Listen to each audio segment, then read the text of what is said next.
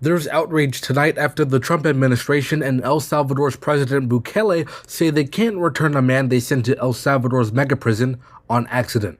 The man, Kilmar Armando Abrego Garcia, entered the country illegally around 2011, but his lawyer insists that he is not affiliated with any gang and has never been charged with a crime. Garcia met his now wife in 2019, making him eligible for naturalization through marriage either now or in a few years' time, depending on when they got married. An appeal obtained by the World Telegram News revealed that Abrego Garcia had come to the U.S. as a teenager to escape gang violence that was targeting his family. It also noted that he was arrested in front of his 5-year-old son by ICE officers on March 12th and deported to CSOT, or the Terrorism Confinement Center in El Salvador, on March 15th. On April 1st, Immigration and Customs Enforcement said they had sent him to the mega prison on accident, calling it an administrative error. A federal judge in Maryland ordered the government to return Abrego Garcia to the United States on April 5th. Meanwhile, the administration maintains that he was a member of the MS-13 gang. This was also the language used in official court filings by the Department of Homeland Security. In an April 7th request by the DHS asking for an administrative stay, they maintain, quote, "This alien is no ordinary individual, but rather a member of a designated foreign terrorist organization, MS-13. Adding on page 7, while the United States concedes that removal to El Salvador was an administrative error, that does not license district courts to seize control over foreign relations, treat the executive branch as a subordinate diplomat, and demand that the United States let a member of a foreign terrorist organization into America tonight." The case then went up to the Supreme Court, who ruled that the administration should facilitate Garcia's return. Justice Sotomayor wrote in her opinion, quote, "Instead of hastening to correct its egregious error, the government dismissed it as an oversight. The government now requests an order from this court permitting it to leave Abrego Garcia, a husband and father without a criminal record, in a Salvadoran prison for no reason recognized by the law. The only argument the government offers in support of its request, that the U.S. courts cannot grant relief once a deportee crosses the border, is plainly wrong." With that said, the court also asked for clarification on what the Maryland court order meant and added that they may not have had the power to order the government to return Abrego Garcia in the first place. That was April 10th. On Monday the 14th, El Salvador's President Bukele met with President Trump. Here's some quotes from key speakers. First up is Christine Ohm. It's just been absolutely phenomenal what a great leader can do. Clear direction. Our laws matter. We should only have people in our country that love us, and the Border Patrol and our ICE officers and law enforcement officers have done fantastic work. So we're proud of them. Now we just need to get the criminals and murderers and rapists and dangerous gang members and terrorist organizations out of our country. So, Mr. President Bukele, we thank you very much for your partnership. It has been wonderful for us to be able to have somewhere to send the worst of the worst and someone to partner with. And we'd like to continue that partnership because it's been a powerful message of consequences. Mr. President, you wanted people to know that there was consequences if you break our laws and harm our people and endanger families. And this is a clear consequence for the worst of the worst, that we have somewhere to put them. Then Pam Bondi and ICE Director Tom Homan. First and foremost, he was illegally in our country. He had been illegally in our country. And in 2019, two courts, an immigration court and an appellate immigration court, ruled that he was a member of MS-13 and he was illegally in our country. Right now, it was additional paperwork had needed to be done.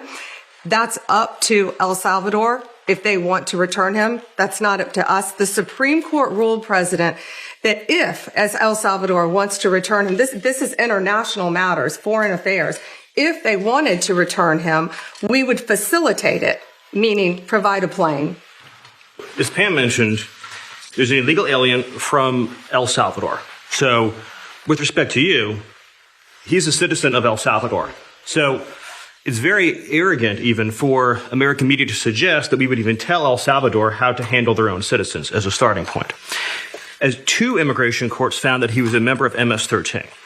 When President Trump declared MS-13 to be a foreign terrorist organization, that meant that he was no longer eligible under federal law, which I'm sure you know, you're very familiar with the INA, that he was no longer eligible for any form of immigration relief in the United States.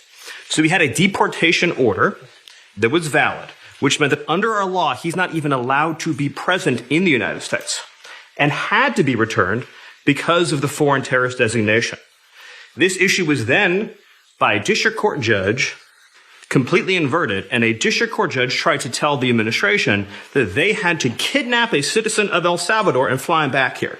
That issue was raised to the Supreme Court, and the Supreme Court said the district court order was unlawful, and its main components were reversed 9-0 unanimously, stating clearly that neither Secretary of State nor the president could be compelled by anybody to forcibly retrieve a citizen of El Salvador from El Salvador, who again is a member of MS-13, which, as I'm sure you understand, rapes little girls, murders women, murders children, is engaged in the most barbaric activities in the world. And I can promise you, if he was your neighbor, you would move right away. So you don't plan to ask for it? But the Supreme Court's asking to. Is that What was the ruling in the Supreme Court, Steve? Was it 9-0? Yes, it was a 9-0 in our favor. In our favor, against the district court ruling, saying that no district court has the power to compel the foreign policy function of the United States. As Pam said, the ruling solely stated that if this individual, at El Salvador's sole discretion, was sent back to our country, that we could deport him a second time. Well, no version of this legally ends up with him ever living here because he is a citizen of El Salvador. That is the president of El Salvador. Your questions about it, per the court, can only be directed to him. Finally, CNN reporter Caitlin Collins asked Bukele if he would return Abrego back to the United States. How can I return him to the United States? Like, I smuggle him into the United States, or what do I do? Of course, I'm not going to do it. It's like, the question is preposterous. How can I smuggle a terrorist into the United States? I don't have the power to return him to the United States. So you could release him inside El Salvador. Yeah, but I'm not releasing, we're not very fond of releasing terrorists into our country. We just turned the murder capital of the world into the safest country of the Western Hemisphere, and you want us to go back into the releasing criminals so we can go back to being the murder capital of the world? No, that's not going to happen. Well, they'd love to have a criminal, released into it. There's a fascination. They would love it. Yeah. They're sick. These are sick people.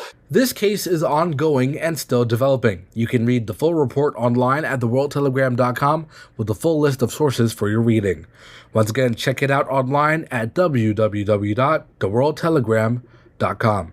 Reporting in Buffalo, New York, Edvardy Jackson, World Telegram News. World Telegram News time now is 4:50. We're now learning that the Trump administration has no plans to return Abrego Garcia back to the United States.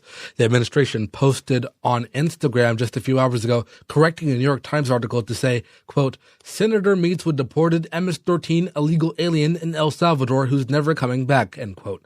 The article was referencing Senator Chris Van Hollen, who tried visiting and bringing Abrego Garcia back to the United States. Attorney General Pam Bondi she commented today at a press conference, and here's what she had to say. So he is not coming back to our country. President Bukele said he was not sending him back. That's the end of the story.